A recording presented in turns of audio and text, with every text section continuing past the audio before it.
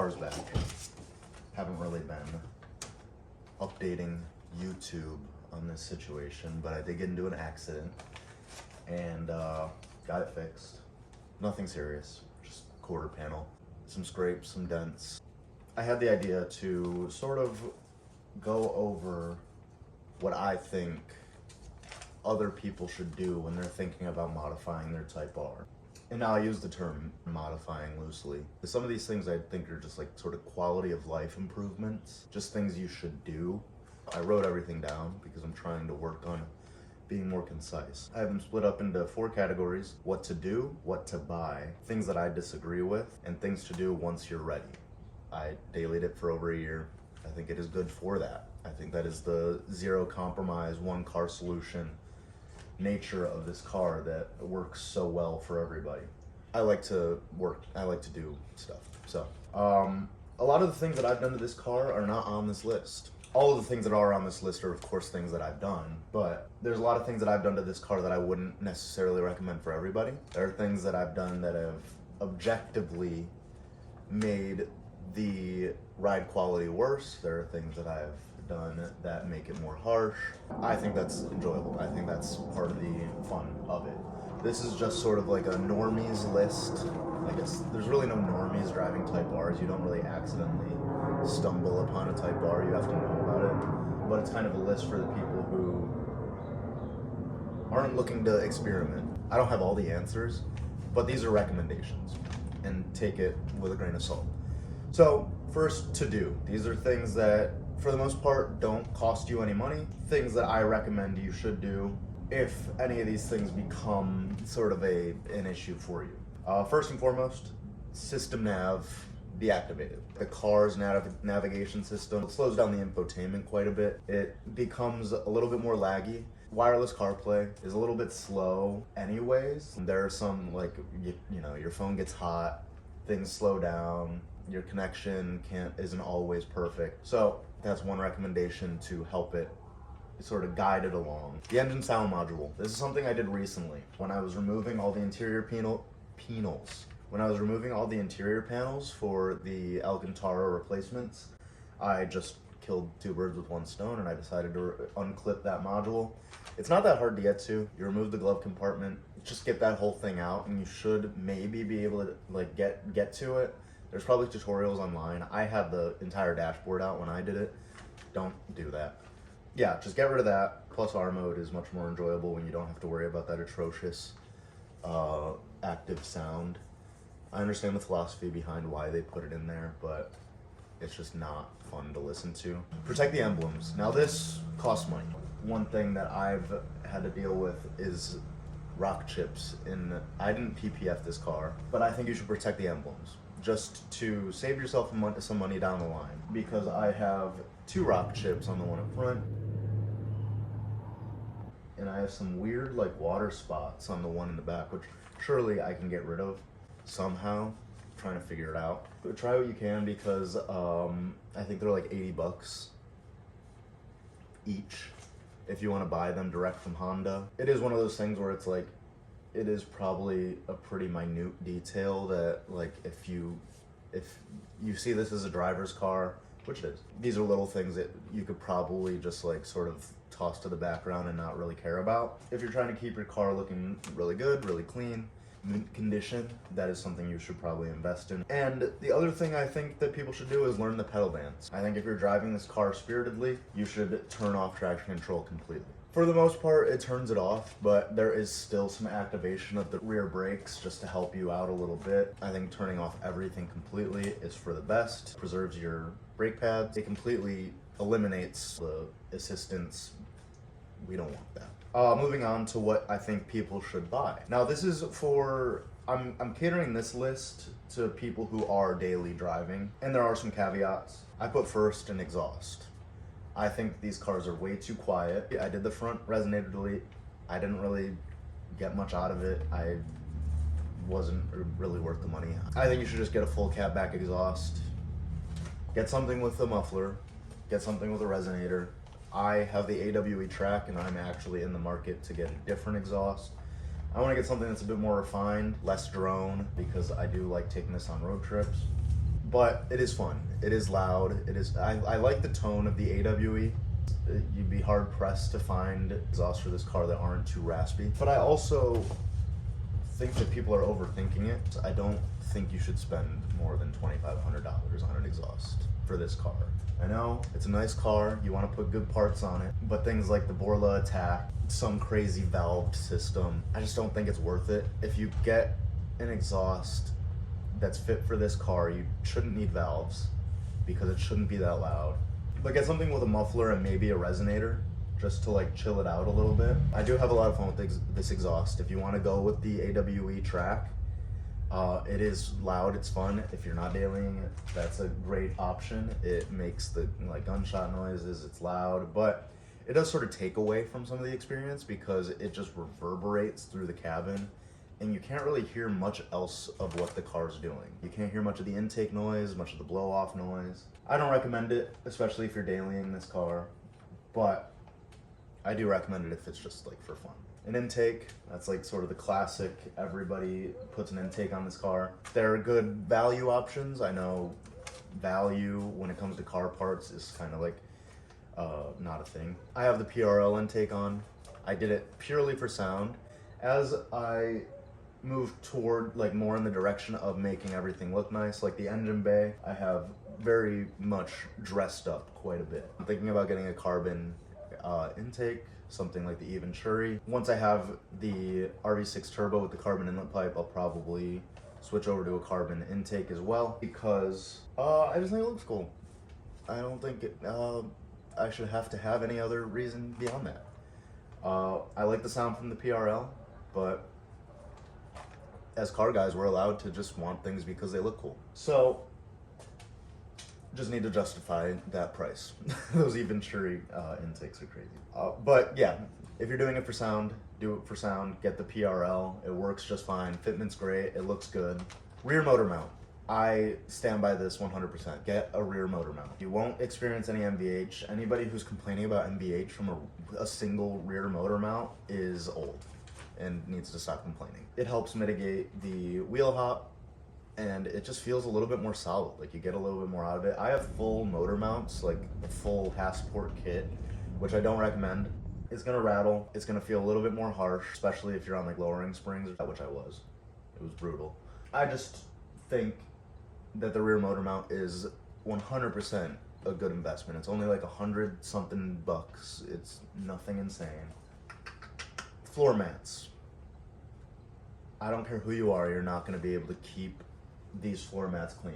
You will need to take your shoes off in order to keep those red floor mats clean. Whether you're getting the black OEM Type R floor mats, whether you're getting Tux mats, which I would get them, they do keep everything clean, but they're ugly as sin. Whether you're getting WeatherTechs, which I think is sort of like the happy medium, they do get dirty and some things sort of get around it. You get some pebbles underneath. There's some areas in the carpet by the dead pedal that's a little bit dirty and disgusting. And you know, it's not perfect. The fitment's not perfect, but it doesn't need to be. It's a good investment because you, trust me, you will not be able to keep those red floor mats clean. Keep them in the trunk for shows if you want. I have the Type R trunk mat, the OEM one that's rubber, and it's pricey, but I mean it just makes sense if you're loading a lot of stuff back there, especially if you're like loading up car parts and putting the OEM, like I had to put my brake rotors in the trunk, and if I didn't have that rubber mat, the carpet in the trunk would be a mess. So I'm glad I have it. I think everybody should get just floor mats in general. Pedal spacer. This is really only necessary if you do your heel toe. If that's something you care about, they put the gas pedal just in, it's too low. I think you should get a pedal spacer. They're $100 on Acuity. I don't know if that price has gone up. I got mine like a year ago. It's just good to have that adjustability. You can get the throttle pedal closer to the brake pedal and also a little bit closer to you. I find mine a little too close to me. I notice it a lot more now because I've been dailying the Camry. Whenever I get into this car, I feel a little bit more flex in my like tibia. I think that's what the front of the calf is called. I just feel it right here because I have my ankle cranked up a little bit more. So be careful, test it out, adjust it as you need. But yeah, that's only if you're doing your own heel toe. I think that the auto rev match system in this car is phenomenal. Shifter upgrades. This isn't a full shifter. I have Acuity shifter cable bushings, hybrid racing detent springs. I did those 2 upgrades after I did the short shifter, but it did make it feel better. I would have to imagine it makes the stock shifter feel better too. Everything just feels a little bit more solid. I would recommend that. It's a nicer engagement. These come with great shifters, world class, they're great. But to make things feel a little bit more solid, you can't go wrong. A front lip. Now this is maybe like sort of out of the ordinary, like it doesn't really sort of align with everything else on this list, but I think a front lip really rounds out the front end of this car. I think the front end of this car looks a little too stubby. I have mine sitting right here.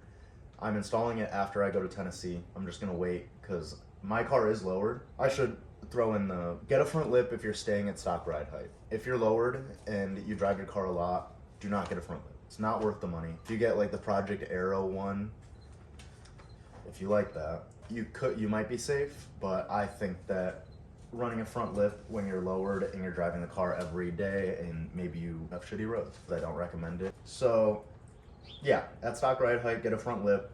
It makes the car look infinitely better. I'll throw up a picture of what my car looked like with a front lip on at stock ride height. I think it just looks great. Wide angle mirrors. This is a little thing that may not be necessary to most people, but I like them. I currently have the Spoon Sports lenses on. They have the blue tint. I have more peace of mind when I have them on. I can see more. I feel like safer. I feel like I'm more aware of my surroundings. There's also like other options. There's the Mugen ones. There's those Suma ones that are like a full replacement. That's a cool option. But me personally, I just like have a bias towards well-known brands. The Spoon ones are a good option because they just sort of stick on. Hopefully you wouldn't have to worry about breaking the original mirrors when you take them off. I did leave a mark on myself from, I bought those wide angle mirrors from Nenjun, and they're small. Don't buy gray label bullshit. When I was going to replace the smaller ones, I shattered it and sliced my finger. It was pretty rough. Trigger warning. I'll show a picture of what it looked like when it was fresh. I like them. It's not necessary for everybody, but I think it's a good idea. Wheels. This is one of the things that I really regret not ordering earlier. Came to the realization that it was something I wanted. When it comes to the spec that works best for this car, which is 18 by 10 plus 40. If you want to get a set of Japanese wheels, special order, aren't like sort of ready to ship by whoever. I wanted a particular color, I wanted a particular spec, so I special ordered mine, and I got an 8-month lead time. So that had me thinking like, oh, I should have just ordered these first. These are cool looking wheels. They look really good. At some point, I think we're all gonna just like wake up and be like, I need something a little bit smaller. I need a bigger tire. I want better fitment. And I want something that's not a black wheel. People who powder coat their stock wheels, more power to them. It's just not something I could do. Yeah, I would say just order the wheels because we all at some point know we're gonna get them. We're gonna get them. I think that should be one of the first things you get. If you're driving this car a lot, not necessarily driving it a lot, but like if you're actually using it for performance driving, a 19-inch wheel just doesn't really make too much sense. But yeah, don't do what I did. Don't do all your modifications and then sort of come to grips with the fact that you want to get a new set of wheels. Just get the wheels, order them. It's better to have them than to not. Don't end up in my situation where you have to wait 8 months and losing your patience every single day. Moving on, things I disagree with. Fender guards. I don't think they're necessary. A lot of people are just sort of putting these things in their front fenders that block everything. I had them on my car. I took them off. I don't see an increase in damage on the side of my car. They're not an expensive option, so if you want to get them, especially if you're running like a wider wheel tire, that will probably make more sense. As of right now, I don't see the point. The Type S damper module, I just don't think that it's necessary. I think that if you use your individual settings, you're in good shape. If you're on track and you want to be in plus R mode for whatever gains you can possibly get. If you know the pedal dance, there's really no reason to use plus R mode. If you like the gauge, set the gauge in your individual settings. For like a daily driver, I don't see the point of paying the $350 for the Type S damper module. When I first got the car, the damper module was like less than 200 bucks. And it was really something I was considering. I sat with the car even longer. Maybe it's my age, maybe that's the difference between me and some other Type R owners, but I just don't have an issue with the suspension in this car at all.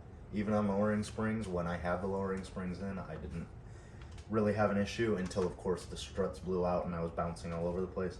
Yeah, just don't, it's like 350 bucks. They're blowing this price out of proportion like crazy because they know that a lot of people are going for it. If you drive this car and you decide that the comfort settings for the suspension isn't good enough for you, then sure, go for it. But I just disagree with the people who are recommending it to everybody.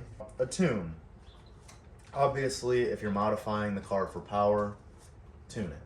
But if you don't think that this car out of the box is fast enough, like maybe I need to be corrupted by like the new BMWs or a Hellcat or something crazy fast. This car doesn't feel fast enough for you out of the box, then you should have bought a different car. Sorry. But yeah, just like a off-the-shelf tune, no modifications, just to like get whatever numbers they're claiming, 350 horsepower. It is to each their own, like whatever, but I just don't think that that's something I would recommend. Just like jumping straight into, especially if you're just getting the car. Another thing I staunchly disagree with, I hate these. Wheel spacers. Why? I get it, like you want to have the better flush fitment. Like trust me, I wake up every day in a cold sweat thinking about my fitment, especially with it being so low. Just get wheels. Like wheel spacers, it's just an added part. It's an added, like it's a failure point. It could be a catastrophic issue down the line. People even report like increased torque steer. Just get a wider wheel with a bigger tire. It'll look good. You'll feel better about yourself, and the car won't look so weird from the back, like from behind. Like when I look at a car that has spacers, it just looks like there's too much of a gap. It's like those girls in the 2010s who had just like a massive thigh gap. It just looks weird. Not to, sorry to the women out there. It's not your choice. Seats. I don't think people should buy seats for this car. Just full stop. Everybody agrees that these are some of the best sports seats on the market. If you want a full bucket for whatever reason, I guess you get a full bucket, but like one of the selling points of this car is just how good the seats are. Why are you getting seats? There's like plenty of reasons not to put bucket seats in a daily driver or a road car, like full buckets, especially something like a Recaro Podium. It's like you sit like comically low in the car first and foremost, and they just make it less comfortable. Like, don't you want these to be a little bit more comfortable? Not much to say on that. I think most cosmetic mods are generally like not really my taste. This is purely subjective, but I think that the people who are just like, I don't know, tinting their tail lights, things like carbon everywhere, putting stickers everywhere, the wing risers, I've been against those for quite a while. I think just most cosmetic mods to this car don't look very good. Like there are some people who do it tastefully, like you can tell there's a purpose behind it. Like if it looks like they're building it for the track, even if they're not taking it to the track, it can look good. But I think these cars look great. I used to have the perspective of, I bought this over the FK8 because it was more of a blank slate and you can do a bunch to it without making it look like a Gundam. It still looks adult, even if you do a bunch of stuff to it. But further I've gotten into ownership of this car, the less I've wanted to change to the appearance of it. It looks good lowered. It looks good on some different wheels. That's pretty much it. I can't think of much else I would want to change to this car. Like everybody who's putting on those aftermarket tail lights, those things look atrocious. Those Alpha X headlights are growing on me, but I would still probably never put them on my car. Like an aggressive front lip with canards attached, putting canards on this car in general. Big side skirts with the extensions, a giant diffuser. It's like, I just don't think any of that stuff looks good. But that is subjective. That is one of those things where it's like, that is purely my opinion. A lot of this stuff is things that I recommend just to sort of enjoy yourself a little bit more in the car. That is sort of one of those things where it's, Then moving on to once you're ready. These are things that are sort of like, if you have the money to do it, you sort of been enjoying the car for a while, and you feel like things need to change. This is also pretty much all subjective, but hood struts, the gas hood struts, I think that I just got them, and I think that they are a great little just quality of life investment. They were 120 bucks, which might be a lot, like depending on who you're talking to. But I think being able to open the hood and just like popping it open with one hand, I think that that's a great, it's just a privilege. Coilovers. I think that somewhere down the line, we're all gonna end up getting coilovers because factory struts probably won't go out within your warranty range, and if you're already modifying the car, you're not gonna have warranty. My struts blew out at like 20,000 miles. Obviously, couldn't have expected that. Yeah, I doubt it'll happen to most people, but it happened to me. I was on lowering springs. You reap what you sow. And I just moved over to coilovers because it was somewhere down the pipe anyway. Like I was gonna get coilovers at some point. And I just went with the RSR coilovers. The car feels more planted, the car feels better. If at some point down the line you wanna get coilovers, I think you should. Also, once you're ready, a short shifter. I like the hybrid racing. The Acuity just came out. Everybody's raving about it. Everybody's claiming that everything else is far worse. The hybrid racing, I wouldn't switch out, partly because I like the way it looks, partly because it was a tough install, and taking it out and putting a new thing back in would be difficult as well. So I'm gonna keep the hybrid. I think it looks really good. I like the competition rod. I think everything just looks more cohesive with the competition rod. I don't like when people just put a stick and then screw on. It just looks weird. It looks like a lollipop. I think it looks really cool. I think it feels really good, especially with the other modifications that I've done with it. Even if, I mean, unless you're, of course, very, very happy with the stock shifter and never want to change it, which I would agree, like I could, valid, that is valid. Coolant expansion tank. This is if you're pushing the car. I've seen a lot of people have issues with the stock coolant tank. Whatever they use to seal it seems to fail and it bursts. You don't want that. You don't want coolant in your engine bay. So get one. I have the radium. I'm probably going to switch out to something else. PRL makes them. I'm sure there are a lot of companies. I know MDR makes one. Gives you a little bit more capacity, and it's probably less likely to fail at any of the gasket points. It looks like the gasket on the radium is sort of like spilling out a little bit. So hopefully that doesn't end up posing an issue anytime soon. A rear sway bar. I think this is super helpful for just getting that tail to kick out a little bit. It makes it a little bit more fun to drive. I have the RV6. There's like White Line, there's Cusco, there's Spoon. There's a lot of other options for sway bars. I went with RV6 because they're based out of my area. They're in Illinois. They also work with HPD, Honda Racing. I think that the wrinkle red looks really cool. Now, granted, nobody sees it unless you're like underneath the car. I think the wrinkle red is like classic Honda. It looks so cool. I would rather not have like a smorgasbord of different parts from different brands in one concentrated area. Like I wouldn't want White Line toe arms with RV6 camber arms and a Spoon sway bar all right there. Probably could be fine, but I just prefer to have things work in harmony, and I would imagine that getting everything from the same company would sort of help with that. You should probably just get the sway bar. I think that would work just fine. Lastly, a clutch line. This probably seems like something that people don't really like think about, but as soon as I put mine in, the clutch felt a little bit sharper. The bite point felt a little bit more narrow. Like it didn't make the car harder to drive, but it made it feel more precise, which I like. Yeah, I mean, I have the PRL. I know Spoon has one. I don't know if anybody else does. I'm sure there are other options. But the PRL is just fine. It was like $48. I stalled the car the first drive after it was put in. But that just goes to show that it is making a difference, which I appreciate. But yeah, that's really all I have. It's a long video already. But yeah, I mean, do with that what you will. I've modified this car pretty heavily, so some of the things can get muddy, like as far as what inputs or outputs of the car you're experiencing. Hopefully this helps somebody make their decision so that people don't end up needing to like buy one part, get rid of it, and then have to buy something else. Like I want to avoid other people having to do that. I'm not really big on experimenting. Sometimes I get stuck doing it anyway. Hopefully I can help other people not have to.